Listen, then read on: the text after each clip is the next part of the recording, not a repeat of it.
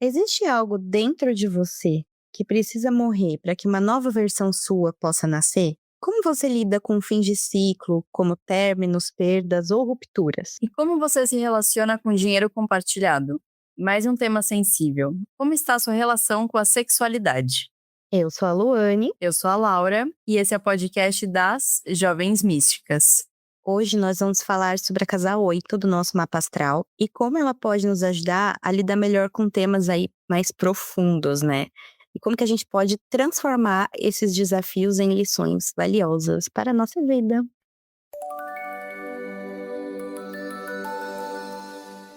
Sejam todas bem-vindas, mesmo as que não se consideram tão jovens nem tão místicas.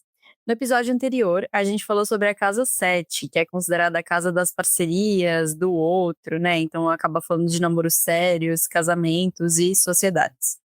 Já hoje, a gente vai falar sobre a casa mais profunda do mapa astral, que é a casa 8. Ela acaba falando de temas complexos e muitas vezes tabus, né? Como sexo, intimidade, além de dinheiro compartilhado, como o dinheiro do parceiro, parceira, heranças e dívidas. E também envolve aí fins de ciclo, crises, perdas e transformações, junto com temas sobre controle, ciúmes, segredos e questões emocionais mais profundas. É aqui que começa o nosso mergulho emocional mesmo, né? Se na casa 7 a gente falou de firmar compromissos, é agora na casa 8 em que a gente vê esse envolvimento, essa fusão emocional e material que vem depois do sim. Então, a casa 8 é o território das transformações. Diferente da 2 também, né? Que foca no que é meu dinheiro, meus valores. Aqui a gente tá falando do que é compartilhado. Então, heranças, pensões, investimentos conjuntos e até dívidas conjuntas, né? Na casa 8, a gente pode aprender a lidar com o poder e com recursos que vêm de outras pessoas. E claro, né, além da conta bancária, também estamos falando aqui de intimidade profunda. Sexo, entrega, como que a gente se permite realmente ser vulnerável, né, com o outro, enfrentar crises, transformar essas crises em curas, deixar velhas versões de quem nós somos morrerem e deixar algo mais autêntico renascer. Estamos falando aqui de uma morte simbólica também. Bora mergulhar então na casa 8? Abrindo a casa. Como vocês já sabem, nessa temporada a gente está falando sobre cada uma das casas astrológicas. Se você chegou agora e ainda não tem o seu mapa astral em mãos, fique aqui para escutar a nossa conversa e depois aproveita para ouvir o episódio Astro Express no nosso perfil, que lá você vai aprender a criar o seu mapa astral de forma rápida e gratuita, combinado? E a casa 8, ela acaba sendo muitas vezes uma das casas mais temidas, né, do mapa astral. Mas não tem por que ter medo dela não, viu? Ela acaba sim falando de assuntos delicados, mas também é justamente ela que abre espaço para recomeços, para fortalecimento emocional e relações muito mais verdadeiras e conscientes. Então, o signo regente, né, vamos dizer, o proprietário da casa 8 é Escorpião. Ele é justamente o mais profundo de todos, né, associado ao oculto, renascimento, morte, como eu falei, não necessariamente no sentido literal, e sim de transformação. Quem tem Escorpião na casa 8, né, então tem ele já na casinha dele, em domicílio, geralmente valoriza muito a verdade radical nas relações. E na vida, no geral, assim. Essa é uma pessoa que tem uma tendência a se sentir realizada quando ela vive conexões de entrega total ou quando ela consegue transmutar dores em força. Geralmente, quem tem Escorpião na casa 8 tem uma percepção muito aguçada, sabe? Quase como um faro para entender as motivações mais profundas das pessoas. Também uma resiliência incrível para se reerguer após grandes desafios. Sabe aquela pessoa que não tem medo de olhar para as próprias sombras para conseguir evoluir? Aquela pessoa que já viveu várias vidas em uma só? Então, assim, o cuidado, se é o seu caso, né, para quem tem Escorpião na casa 8, justamente porque, por valorizar muito o controle e a profundidade, pode surgir uma tendência a ser mais possessiva, desconfiada ou até guardar muita coisa para si porque não quer ser vulnerável com os outros. A dica é entender que o verdadeiro poder pessoal não vem desse controle absoluto sobre o que o outro sente ou possui, até porque a gente não consegue controlar realmente essas coisas, mas sim da coragem de se deixar transformar. Então, entenda que a vulnerabilidade, ela não é uma fraqueza. Ela pode ser uma chave para que você possa realmente evoluir emocionalmente como a sua casa 8 quer que você evolua. Muito legal. E aí, alguém que tá escutando a gente tem esse posicionamento? Conta pra gente nos comentários se você se identificou. E para as demais jovens místicas, agora a gente vai dar uma breve descrição, só com algumas palavras-chave mesmo, de outros signos na casa 8. Então, vamos lá, começando, claro, por Áries, que é o nosso primeiro signo. Quem tem Áries na casa 8, quando tá ali no lado luz, acaba tendo uma grande intensidade ali na intimidade, né? Então tem iniciativa sexual, coragem em momentos de crise e ação também durante as transformações. Se já tiver aí com Áries um pouquinho mais na sombra nessa casa, pode ter uma certa impulsividade nos seus vínculos, pode acontecer muitas brigas por controle, pode ter ciúmes explosivo e decisões financeiras um pouco precipitadas. Quem tem touro na casa 8, pelo lado luz, pode ser uma pessoa que conquista aí uma estabilidade financeira, pode vivenciar uma lealdade profunda nos relacionamentos com os outros, ter ali realmente um pragmatismo quando precisar lidar com crises, né? Então, assim, aquela pessoa que sabe o que fazer, ter heranças sólidas ou construir aí, né, patrimônios sólidos com outras pessoas e até ter aí uma generosidade material. Porém, pelo lado sombra, touro na casa 8 pode indicar uma possessividade com o que é do outro, um medo de mudanças que, se não tomar cuidado, vira um medo paralisante, uma certa avareza aí, com recursos compartilhados, ou até um apego excessivo ao que é material. Já quem tem gêmeos na casa 8, se tá ali com gêmeos pelo lado luz, pode ter uma ótima comunicação na intimidade, pode ter uma certa curiosidade sexual, pode compreender muito facilmente, né, ali padrões que a pessoa tem, pode até tratar com leveza alguns temas difíceis. Agora, se esse posicionamento de gêmeos está ali mais na sombra, na casa 8, essa pessoa pode ter um certo distanciamento emocional, uma certa instabilidade nos vínculos e confusão com o dinheiro que é compartilhado.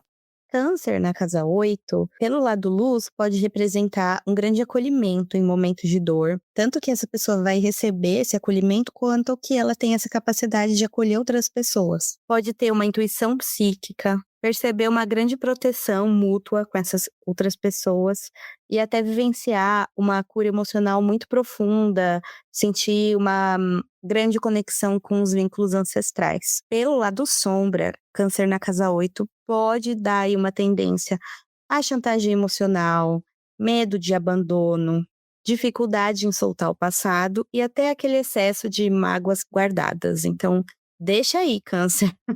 Câncer na casa 8 tem que aprender a desapegar, let it go. Boa.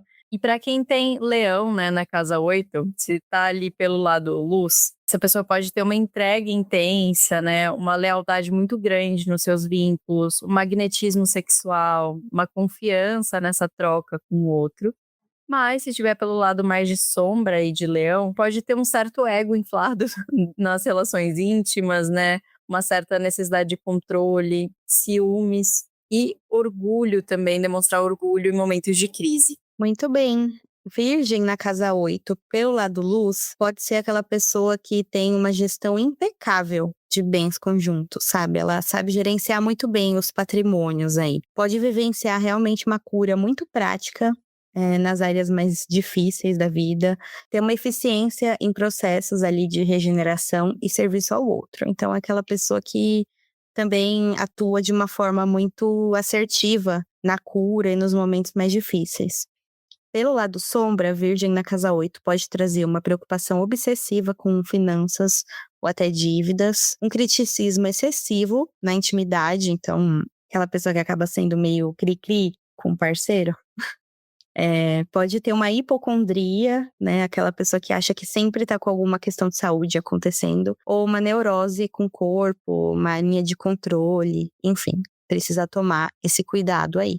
Já quem tem Libra na casa 8, pelo lado luz, pode ter um grande equilíbrio nas suas trocas emocionais e financeiras.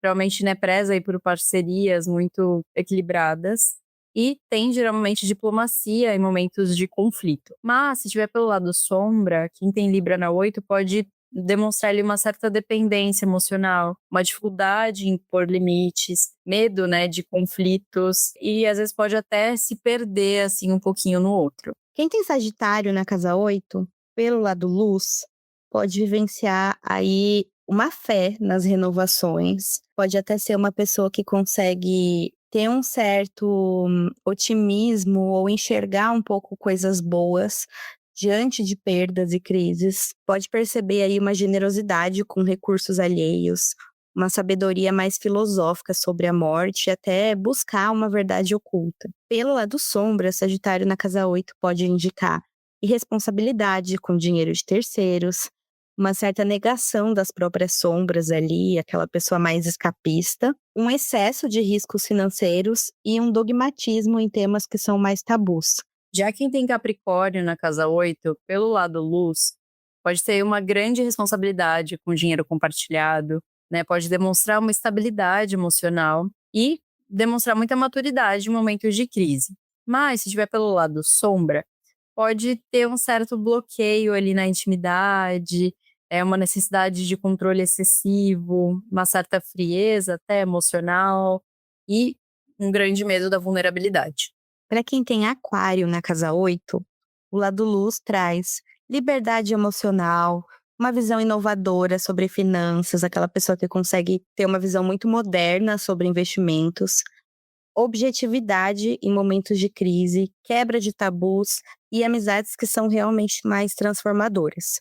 Pelo lado sombra, Aquário na casa 8 pode trazer frieza, um certo distanciamento na intimidade, uma rebeldia aí contra compromissos sérios, instabilidade financeira repentina ou até uma dificuldade em lidar com emoções densas. E por fim, quem tem peixes na casa 8, pelo lado luz, pode ter ali uma entrega profunda que chega até uma fusão emocional, né, com seus parceiros ali, ter uma grande intuição na intimidade, né, aquela coisa quase de uma conexão espiritual, sabe? Mas pelo lado sombra, quem tem esse posicionamento pode mostrar ali uma certa perda de limites, né, uma dependência tanto emocional quanto financeira do outro. Pode ter algumas ilusões ali nos vínculos, né, projetar muitas coisas nessas relações e às vezes ter até uma certa fuga da realidade. E aí, você que está nos ouvindo, depois de ver qual é o seu signo na casa 8 e ouvir algumas características, você percebe que está mais no lado luz ou no lado sombra por agora? Deixe um comentário contando se você se identificou, se você concorda, discorda, enfim, entra na conversa e continua aqui para os nossos devaneios cósmicos. A ferida é o lugar por onde a luz entra em você. Rumi. Bom, para começar aqui nossos devaneios sobre a casa 8, não tinha frase melhor, né, do que essa. Porque, como a gente já explicou antes, a gente sabe que muitas pessoas acabam tendo um certo receio ali da casa 8, por ela tratar de assuntos que são, de fato, muito profundos e delicados. Mas, assim, da mesma forma que quando a gente se machuca, assim, tem algum machucado na pele, a gente sabe que a melhor coisa para fazer é justamente limpar esse machucado, desinfetar ele, para que ele não se torne pior, né? Então, a gente também precisa encarar os assuntos mais densos da casa 8 como parte da nossa vida, né? A gente pode até tentar fugir deles, evitar eles, mas em algum momento a gente sabe que todo mundo vai se deparar com algum tipo de luto ou de assunto tabu. E aí, se a gente tiver passado todo esse tempo ignorando esses assuntos dessa casa 8, vai ser claramente muito mais difícil lidar com eles quando eles realmente baterem ali na nossa porta, né? Mas assim, se a gente for olhando para eles aos poucos, né? Cuidando um pouquinho deles, falando sobre eles, eles até podem doer um pouquinho, mas eles vão acabar cicatrizando de uma forma ali muito mais saudável, mais rápida, né? Quando for a hora. Então, quem também for millennial, né, como a gente, vai se lembrar que na nossa época, quando a gente se machucava, a gente tinha o temido mertiolate, né, gente? Que ardia muito. E os nossos pais sempre aplicavam ali nos nossos machucados, nossas feridas, para que aquilo melhorasse logo, apesar das nossas reclamações e dos nossos choros, né? Mas a gente sabia que melhorava, funcionava. Sim, nossa, eu era essa criança. Eu vivia ralando o joelho, caindo de bicicleta, de patins, de correr. E eu lembro que eu preferia, assim, me doía menos a ferida do que a ideia de que logo na sequência teria o mertiolate. Nossa, você resgatou uma memória aqui. Mas enfim, né, assim, realmente, sempre que a gente se permite entrar em contato com a ferida e cuidar dela, mesmo que arda, nasce ali uma pele nova, mais macia, mais bonita e preenche aquele espaço de novo. Da mesma forma, quando a gente deixa as nossas feridas emocionais se tornarem, entre aspas, frestas de luz, para que os aprendizados e a cura emocional cheguem até a gente, nós também vamos nos fortalecer internamente e trocar de pele aí, né? Descobrir uma nova versão de nós mesmas. Isso acontece não só com pessoas, mas em toda a natureza, se a gente parar para prestar atenção. O caranguejo troca de carcaça, a cobra troca de pele. E, como diria o Richard Bach, abre aspas, o que a lagarta chama de fim do mundo, o mestre chama de borboleta. Então, por que nós, pessoas, né, não teríamos também uma troca de pele conforme a gente evolui, conforme a gente cresce, conforme o tempo passa? A gente pode se ver um pouco aí na metáfora, né, assim. E isso tem tudo a ver com a Casa 8, porque a Casa 8 justamente ela traz muitas questões profundas, mas sempre com esse aprendizado de o que pode nos transformar na nossa próxima versão. Então, indo agora para o nosso mergulho mais profundo do podcast, onde nós trocamos figurinhas. Laura, conta pra gente, qual foi o maior processo de troca de pele na sua vida? Onde realmente uma Laura antiga precisou morrer para que uma mais forte renascesse? Nossa, a pergunta já começou, né, assim, tensa, né? Uma das perguntas mais profundas que já tivemos aqui, acho que no Jovens Místicas, mas claro que não podia ser diferente, né? Falando da Casa 8.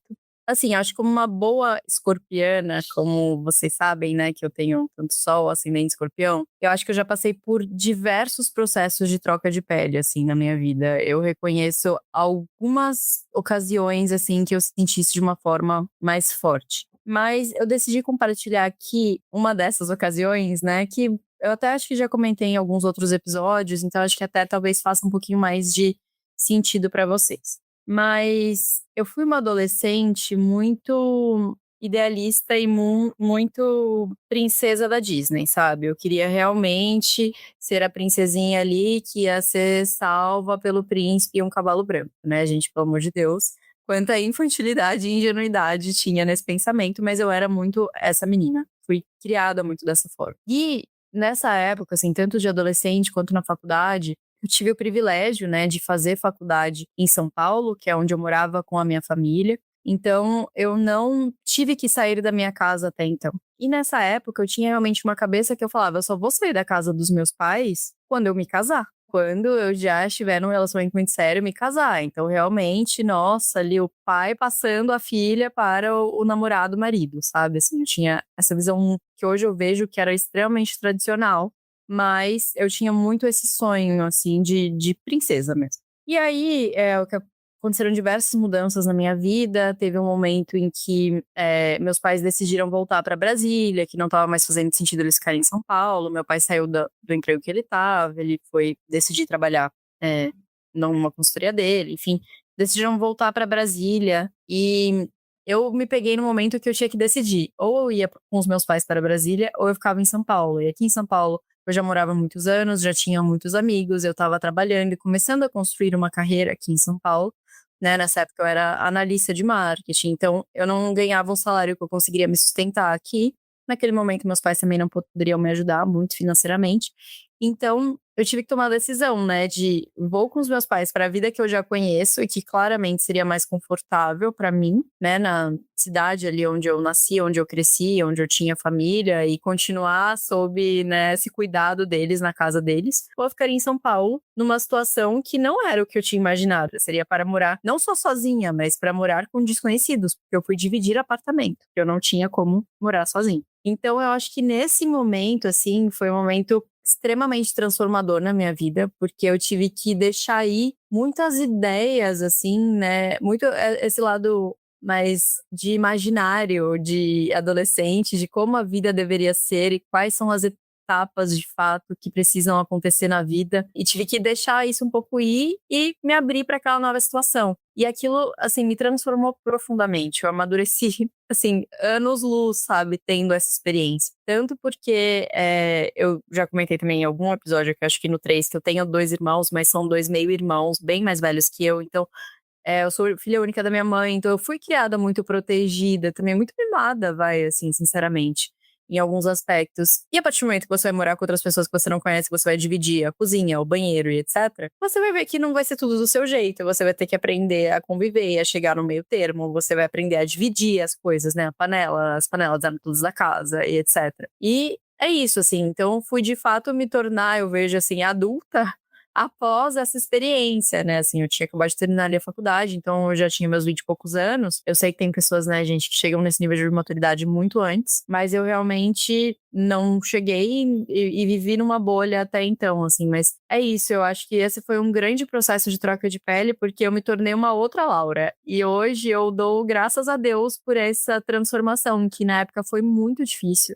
Eu sofri muito, assim, de saudade dos meus pais, de me sentir 100% confortável na minha casa, saudade do meu cachorro, de, né, com as questões financeiras, começar a pagar contas mais pesadas de aluguel, etc, que até então eu não tinha. Mas é isso, se eu não tivesse passado por essa transformação, eu não seria a pessoa que eu sou hoje, sabe? E, claro, né, gente, todo mundo tem seu lado luz, seu lado sombra, suas coisas legais e não, mas hoje eu me considero uma pessoa madura e responsável e independente. Eu acho que sem essa experiência eu não teria me tornado essa pessoa, sabe? Hoje eu vejo que, graças a Deus, que as coisas aconteceram assim, porque, nossa, eu nem imagino sair da casa dos meus pais hoje em dia para ter ido direto casar, assim, sabe?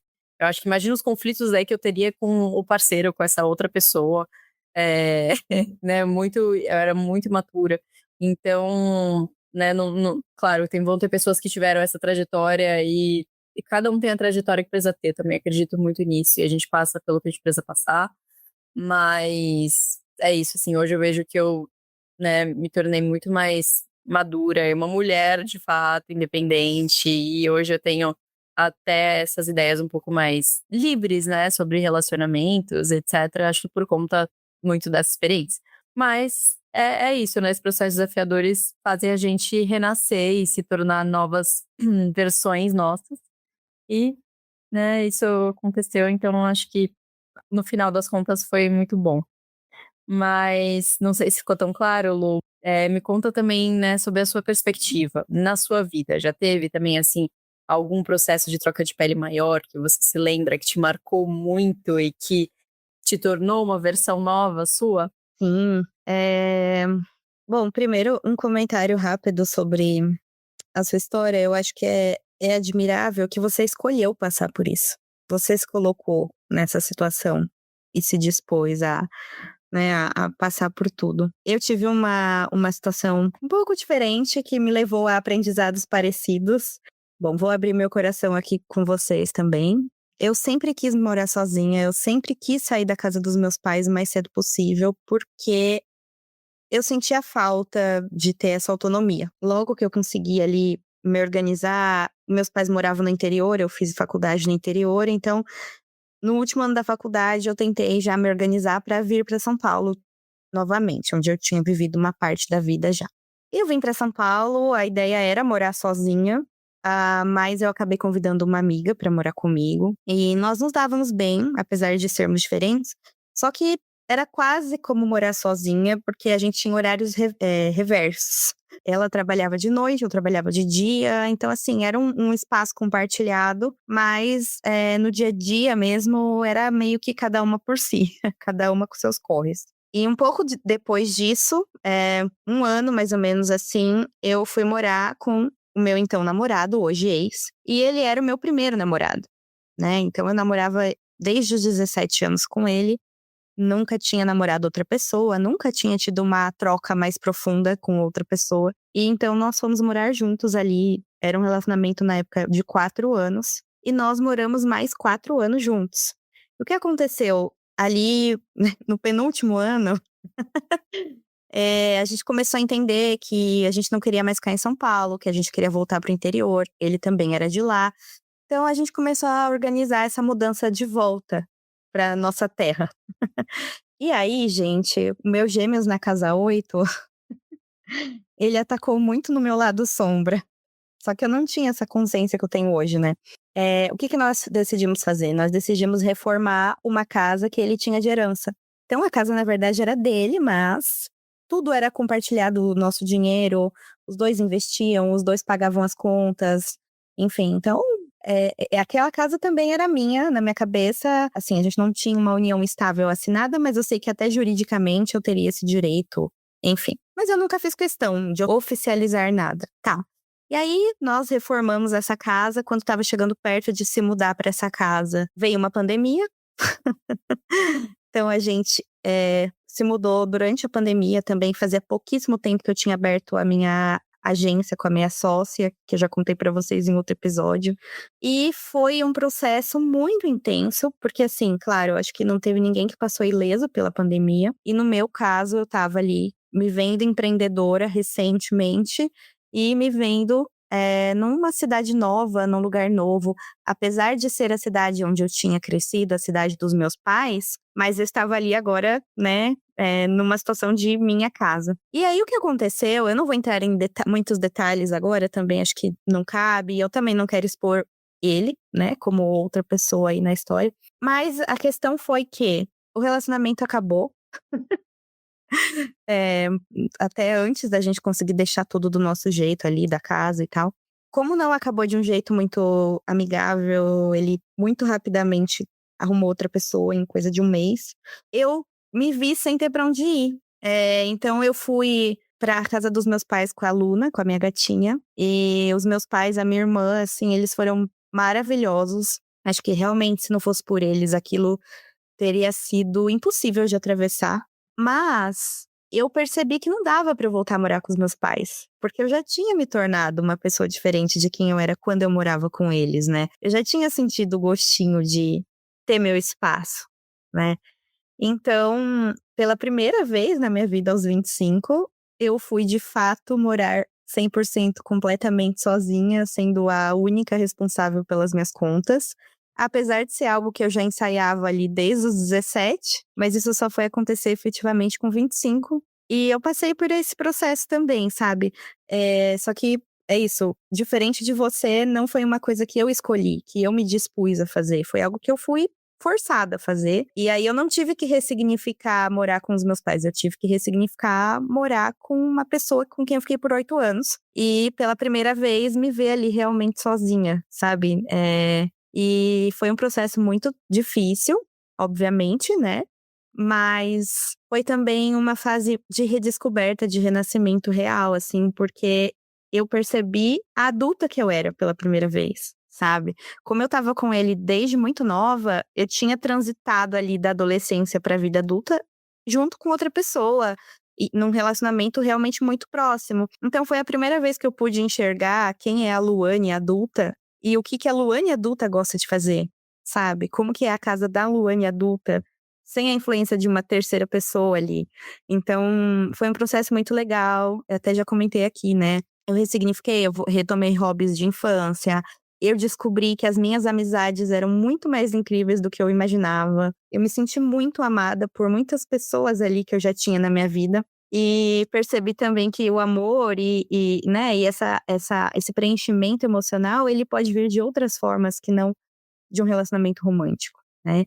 E então, assim, com certeza a Luane que eu sou hoje deve muito àquela Luane que atravessou esse momento, e hoje em dia eu consigo olhar pra trás e agradecer ao meu ex, por mais que eu teria mudado a forma como as coisas aconteceram, mas assim, ele percebeu que ele era uma versão diferente dele antes e ele me libertou pra que eu pudesse me tornar uma versão diferente de quem eu sou. E hoje eu tô num relacionamento, né, maravilhoso também há muitos anos, uma pessoa que eu gosto muito e eu falo pra ele, eu falo: "Se você tivesse me conhecido antes, talvez você nem teria gostado tanto de mim, ou talvez eu não teria gostado tanto de você. Assim, eu não estaria com a pessoa que eu tô hoje, e acho que não é sobre relacionamento necessariamente, mas eu não seria a adulta que eu sou hoje, eu não teria as conquistas que eu tenho hoje se eu nunca tivesse me permitido renascer, sabe? Então, é isso. O meu gêmeos na casa 8 já me ferrou um pouquinho, gente.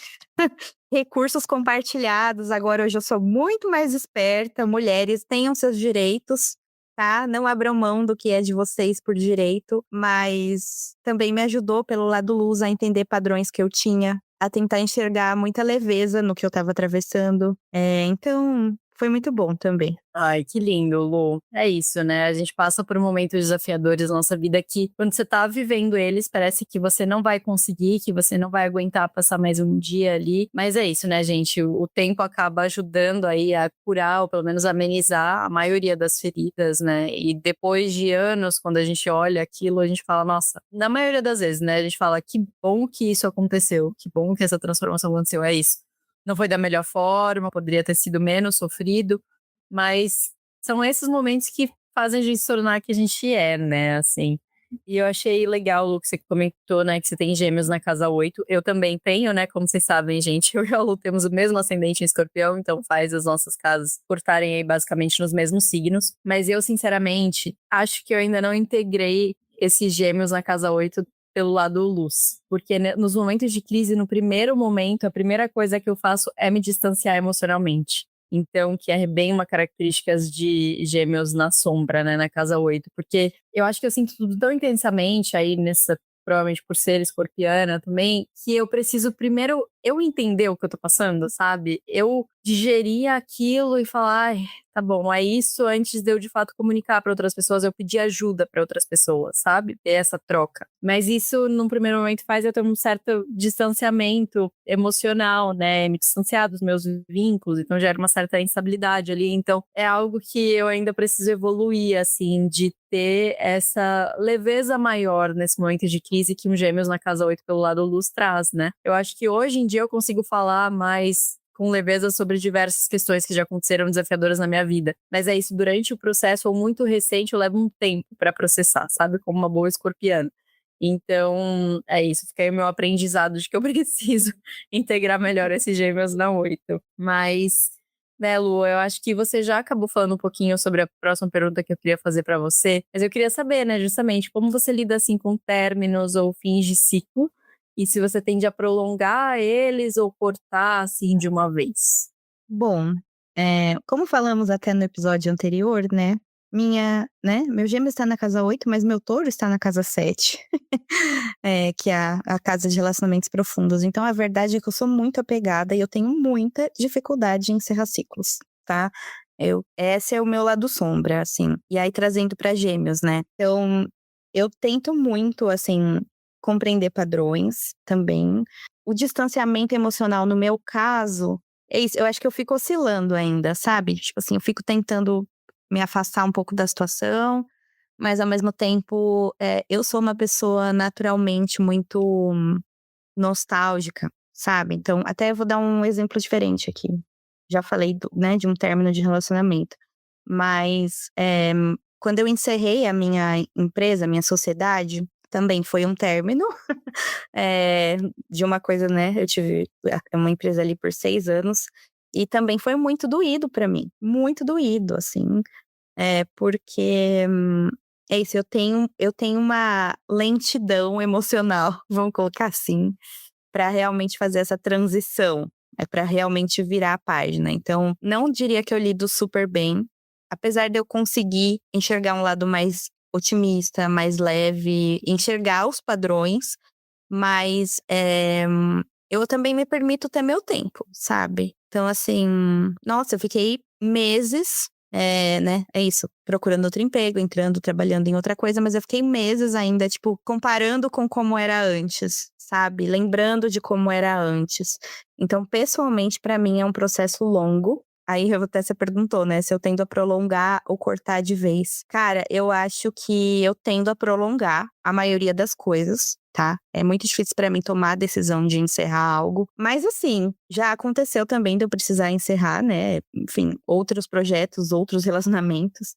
E aí, quando eu consigo fazer isso, é porque eu já tô muito distanciada emocionalmente. E aí é o meu lado sombra, que vem primeiro, mas aí às vezes é o que faz emergir ali uma coragem também pra finalizar. Então eu acho que depende muito da situação, eu acho que eu tenho um pouco das 2 coisas. E você? Ai, como sempre, nós somos bem parecidas, né, nisso. Eu acho que é isso, eu tenho aspectos muito fortes de escorpião, né? Tanto Sol, meu Sol é quase conjunto a Plutão na casa 1, que é o ascendente escorpião. Então, e a casa 8 é uma casa tipicamente associada a escorpião. Então, apesar de eu não ter o escorpião lá, eu acho que eu lido com todos esses assuntos de uma forma muito escorpiana. E apesar do escorpião ser essa fênix, né, que renasce das cinzas, né, é um signo de transformações, mas são transformações profundas. E Gêmeos é o signo das mudanças mais rápidas, né? A metamorfose ambulante. A pessoa vai, muda de ideia, é um signo muito inteligente, consegue se adaptar e se moldar e fala: não, ontem eu achava isso, hoje eu já acho isso, tá tudo certo.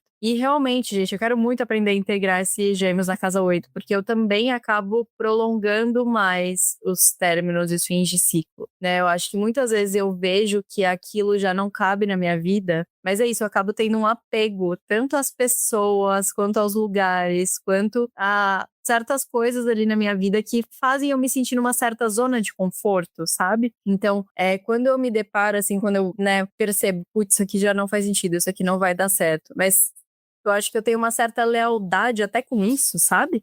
Só um segundo que o Lennon levantou, acho que fez barulho. Ah, mas só as patinhas dele no piso. É fofo. Bom, mas vamos voltar. Onde que eu tava? Esqueci. Eu acho que eu acabo sendo leal, assim, a pessoas ou a lugares, às vezes, que até não me cabem mais, sabe? Porque eu acho que eu sempre. É isso, eu sempre tento me apegar a falar, aquilo também foi bom. Porque mesmo em situações que às vezes não estão mais legais, teve uma época que aquilo foi bom, que aquele relacionamento foi bom, que aquela amizade estava legal, que aquele lugar, que aquele trabalho. Então, eu acabo me apegando um pouquinho nisso, assim. Então, eu tenho uma certa dificuldade realmente em eu terminar a situação, mas eu acho que também a partir do momento que passou de todos os limites e eu termino, pra mim acabou. É tipo assim, não tem volta, esquece, já era, foi, sabe? Então é muito dolorido e eu acho que eu acabo prolongando, poderia talvez processar isso de uma forma mais rápida, mas realmente não sou muito eu isso. Mas a partir do momento que também acabou, acabou, assim, então é uma nova Laura, é uma nova versão, né? Então por outro lado, eu acho que isso é positivo, né? Mas é isso, gente. Já tô me tocando aqui que meu aprendizado é integrar esses gêmeos na 8, que pede mais leveza, pede mais rapidez, pede mais adaptabilidade, que eu, sinceramente, não acho que são meus grandes pontos fortes, assim. Mas e vocês, né, que estão escutando a gente? Vocês estão conseguindo fazer essas perguntas aí para vocês mesmos? Como que estão as respostas que vocês estão chegando? O signo que vocês têm na casa 8 está ajudando vocês a chegarem nessas respostas? A gente sabe que as reflexões de hoje estão bem profundas, então talvez seja mais difícil vocês chegarem aí a conclusões, mas é isso. Lembrem-se de usar o signo que vocês têm na casa 8 de vocês para ajudar vocês a entenderem melhor como vocês lidam, né, com essas situações da casa 8. Bom, foi uma reflexão aqui, acho que abrimos mesmo o nosso coração. Para você que tá ouvindo também, sabe, de repente se identificar, conhece alguém que passou por algo parecido, tem uma história aí diferente que pode agregar um ponto de vista, então fica à vontade também mesmo, como a Laura falou, conta pra gente. Então, pra gente mover para outros temas aqui da casa 8, né? Ela fala de tabus, ou seja, coisas que a sociedade não aceita ou não normaliza ou não fala muito sobre, né?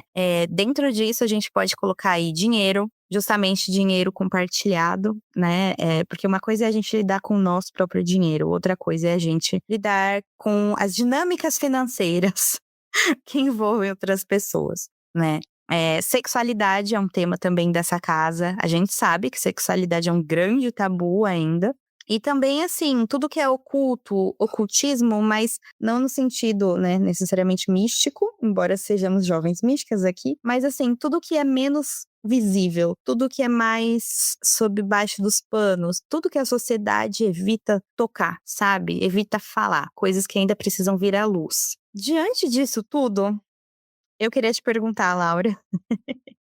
Falamos de várias opções aqui. Qual é o assunto tabu que mais te fascina e que você realmente sente que a sociedade deveria olhar com mais naturalidade? Nossa, eu adoro diversos assuntos tabu, assim, eu acho que, de novo, como uma boa escorpiana, né, acabo me sentindo interessada em saber mais sobre diversos assuntos tabu. Mas vou ser mais clichê aqui e falar o óbvio que vocês já sabem. Pra mim, acho que todos esses assuntos místicos, né, e de espiritualidade também acabam me chamando muita atenção. Eu entendo a sociedade, né, ter certos receios com isso, até porque quando a gente fala principalmente de espiritualidade, isso pode levar para um lado de religiosidade, as pessoas podem acabar não respeitando a opinião do outro, então tem aquele belo ditado, né, aqui no Brasil, de que a gente não discute política, futebol e religião, e tá correto, você não tem que discutir religião com ninguém, mas eu vejo a espiritualidade de uma forma um pouco mais ampla. E eu acho que quanto mais a gente falar sobre esses assuntos e mais natural isso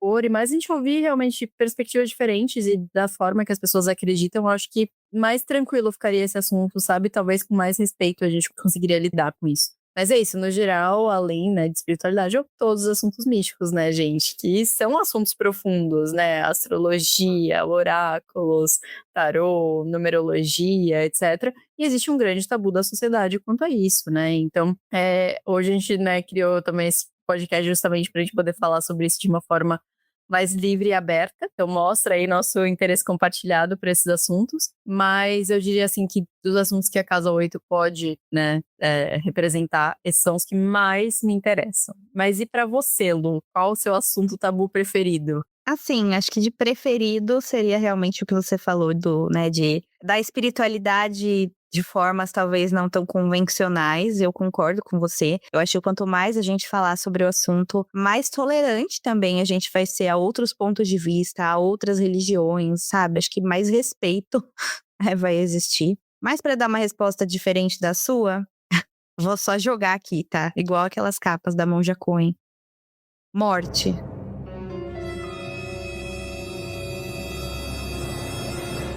Morte.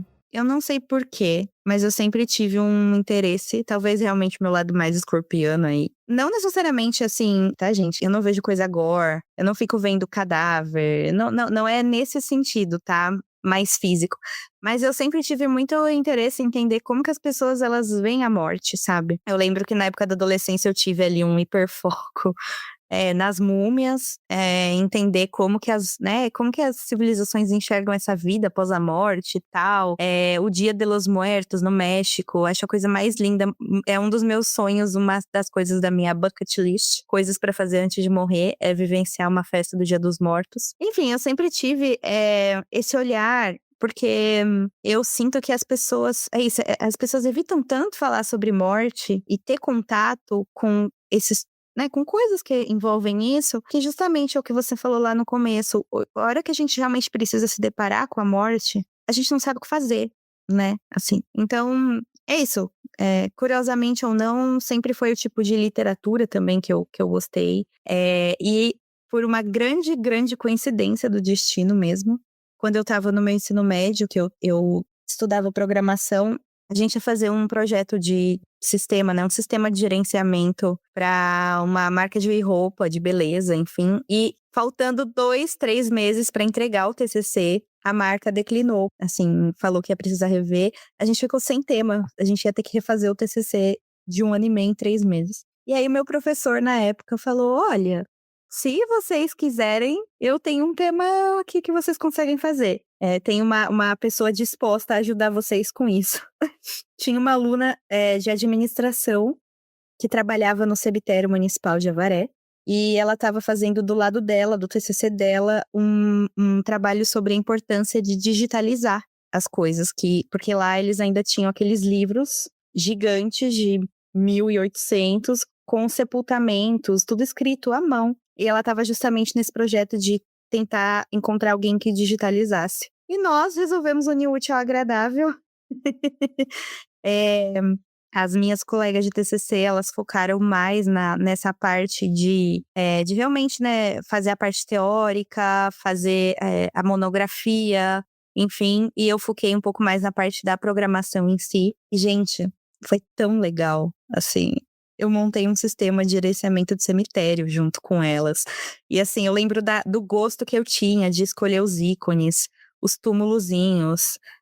A gente, sabe, cadastrar sepultamentos, cadastrar. Eu achei aquilo incrível, pra mim foi lúdico até. Não numa forma de não respeitar, Muito pelo contrário, sabe, eu senti que com esse projeto a gente conseguiu honrar a memória daquelas pessoas que teria se perdido se ficasse só num livro, sabe. E qual é a importância, né, de digitalizar uma coisa assim? Porque, cara, é isso, quantas pessoas se perdem ali, né, quantos túmulos acabam ficando sem a devida manutenção que deveriam ter. Então, foi uma oportunidade aí que a vida me deu e eu fiquei muito feliz, porque eu senti que eu consegui entrar um pouco nessa pauta, que ainda é muito tabu, mas, enfim, um pequeno relato pessoal, divaguei um pouquinho.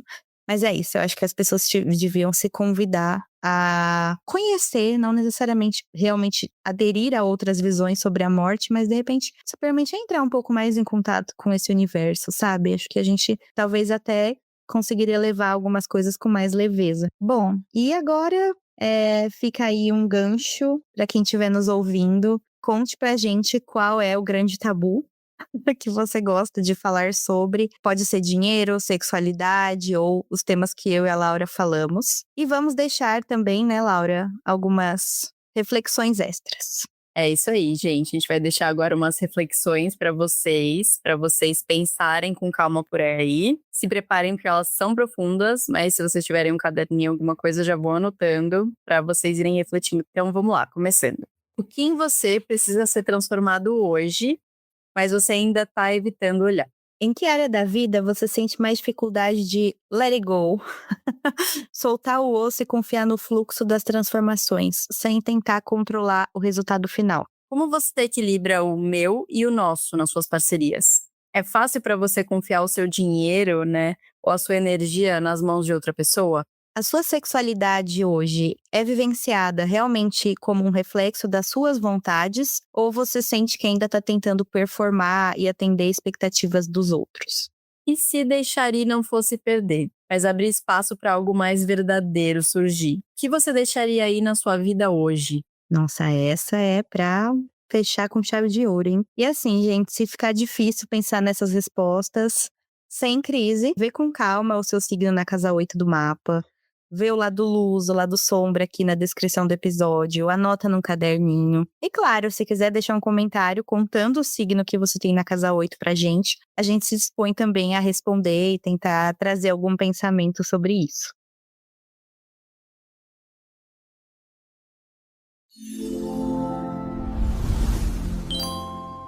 Dicas astrais.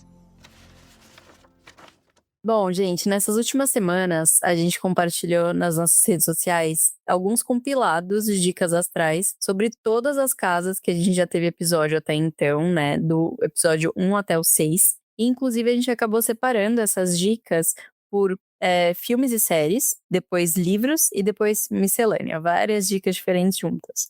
Então, se você quiser aproveitar para salvar essas sugestões por lá, né? Fica essa dica. E agora a gente vai dar aqui para vocês algumas dicas relacionadas à casa 8 do mapa astral. Bom, a primeira dica é a série The Good Place. Ela é uma comédia filosófica da Netflix, que tem a Kristen Bell como protagonista. E basicamente a premissa é a Eleanor, que é a personagem da Kristen Bell, ela é uma pessoa meio ruim. E aí ela morre. Só que ela está ali no afterlife, né? No pós-vida. E ela percebe que ela foi para o lugar bom, para o lugar das pessoas boas. E ela fala: "Isso só pode ser engano, né, porque eu não fiz nada pra estar aqui no lugar bom". Lá, ela vai conhecendo outras pessoas, cada uma com a sua história. Enfim, não vou dar spoilers, mas muita coisa vai mudando a partir disso. E basicamente a série fala sobre o que torna as pessoas boas ou ruins de verdade e quantas vidas a gente pode viver, né, porque aí eles ficam um pouco nessa de, vamos colocar assim, imaginar, simular diferentes vidas para viver e renascer e tentar mudar esse destino deles de ir para um lugar bom ou um lugar ruim. Então, é uma série que trata justamente essa questão da morte, mas de um jeito muito leve, divertido e ao mesmo tempo com uma profundidade, assim, que faz a gente pensar. Muito legal. E agora mais uma dica aí bem levinha, né? Apesar dos assuntos da Casa 8 serem profundos, a gente separou aqui algumas dicas leves também. Então é do filme da Disney, Viva, A Vida é uma Festa, que é um filme lindo, né? Enfim, só de ser um filme infantil da Disney, a gente já sabe que é super legal. Esse filme, ele conta a história do Miguel, que é um menino mexicano, e ele mora numa cidadezinha no México, né, com a sua família. O negócio da família é vender sapatos, e toda a família trabalha nesse negócio, e eles têm algumas tradições familiares, e uma delas é que ninguém pode escutar música. Mas o Miguel é apaixonado por música, ele tenta aprender isso, né, de forma secreta, ali, vamos dizer. E aí, ele tem um grande ídolo dele, que ele resolve visitar o túmulo desse ídolo durante o Dia de los Muertos, né, lá no México, o Dia dos Mortos, que eles fazem uma grande comemoração, né? Então é super legal também que mostra toda essa tradição que existe no México para honrar as pessoas que já se foram, né, e para lembrar delas também de uma forma feliz, né? Não só com o luto e com a saudade, mas também lembrar boas memórias. E aí, no desenrolar do filme, diversas coisas vão acontecendo, mas é muito legal pra gente aprender com essa tradição mexicana, né, de como honrar as pessoas que já se foram, como honrar os ancestrais, como também quebrar alguns padrões, né, que podem existir na nossa família ali, alguns receios referente a algum assunto, por exemplo, nesse caso é quanto à música, né, que foi todo um mal-entendido ali que aconteceu. Então, acho que é um filme que, de novo, trata desse assunto também da morte de uma forma leve, né, porque o Miguel, ele acaba indo para o mundo dos mortos durante o filme. Preciso parar de falar aqui, senão eu já tô dando muitos spoilers, mas é muito legal, então assistam, que é um filme super divertido. E a gente já sabe que esses filmes da Disney, né, a gente sempre acha que é para crianças, mas a gente, né, adulto assistindo esses filmes, a gente vê que tem significados ali bem profundos neles. Então, fica aí essa dica. Esse filme é muito fofo. É um filme que dá pra assistir com a família. Enfim, realmente muito lindo. Bom, eu vou indicar um filme também. Esse não é pra crianças. É um filme daquela produtora A24, que já é uma produtora que faz alguns filmes ali um pouco mais conceituais, vamos dizer, com mais estética mais específica. E o filme se chama A Ghost Story, ou traduzindo, Sombras da Vida. Ele é de 2017 e basicamente vou falar o que acontece no começo do filme, tá? Que não é spoiler. Tem um casal que se muda para uma casa e basicamente o homem morre num acidente. Só que o filme continua mostrando a mulher vivendo naquela casa e o tempo passando, e tem um fantasma nessa casa que fica observando o passar do tempo e observando ela lidando com o luto, seguindo em frente, os anos passando. Então, assim, até fica uma questão no filme de quem é o fantasma, porque não fala assim necessariamente que é ele ou que não é. Ele vai abrindo muitas possibilidades ali. E é um filme muito bonito, muito delicado. Apesar do nome, não é de terror, tá? É um drama. Ele é muito sobre luto, sobre tempo, sobre realmente, assim, renovações, memórias. E também, assim, ele é muito imersivo. Então, até a forma como ele é enquadrado é diferente. É um filme que te faz, assim, contemplar aquilo, sabe? E é marcante. Acho que quem gosta desse tema vai gostar desse filme. Nossa, adorei, Lu, essa sugestão. Já anotei aqui para assistir, parece super interessante. E é isso, né, gente? A Casa 8 fala sobre assuntos bem profundos e às vezes até um pouquinho tabus ali, como obsessão, ciúmes. E para falar desses assuntos, nada melhor do que um filme de suspense, né? Então a gente queria deixar aqui a indicação para vocês de um filme incrível que se chama A Garota Exemplar. É um filme que já tem alguns anos, então com certeza muita gente aí já viu. Mas a história dele, assim, né, uma sinopse simples, é que no dia do aniversário de casamento dela, a Amy, que é a protagonista, desaparece, assim, misteriosamente. E todas as evidências começam a apontar para o marido dela, o Nick. Então aí começa, né, uma baita investigação, tem uma mídia envolvida, etc. O relacionamento do casal começa a ser exposto. E aí você vai vendo um pouquinho mais da história deles, de como eles se conheceram. Eles se conheceram, se não me engano, eles moravam em Nova York, os dois eram jornalistas. Aí começou a ter certas crises no mercado, né, do jornalismo que eles trabalhavam. A mãe do Nick fica doente, ela chega a falecer, eles se mudam para a cidade da mãe para ajudar ela, começa a ter as crises de relacionamento aí por conta da família, por conta de dinheiro, porque eles começam a utilizar um dinheiro da Amy que ela tinha ganhado criança, adolescente, para bancar eles ali, os dois sem trabalhar, então começam a mostrar todos esses assuntos que são delicados e que são compartilhados, né, de Casa 8, de dinheiro, de luto, enfim, como que isso vai transformando a dinâmica do relacionamento. e claro, né, com ciúmes, com suspeita ali de casos extraconjugais, etc. Então, é um filme, assim, que claro, né, é algo, assim, levado ao extremo, né, de uma situação bem extremista, assim, mas fala muito disso, de ciúme, de obsessão, e é um suspense incrível, assim, que você assiste até o final, você se surpreende, vale muito, e tem também atores incríveis, né, o Ben Affleck, a Rosamund Pike, se eu não me engano. Mas enfim, atuações incríveis, fica aí essa dica muito boa. Nossa, esse filme é plot twist atrás de plot twist. Exatamente. Ele manipula até você que tá assistindo, muito bom. Sim, melhor definição é essa. Bom, pra fechar, a gente sempre traz uma dica astral literária, né. A dica de hoje é o muito famoso, porém não famigerado, ele merece a fama que ele tem, que é Mulheres que Correm com os Lobos, da Clarissa Pinkola Estés, que ela é uma analista junguiana.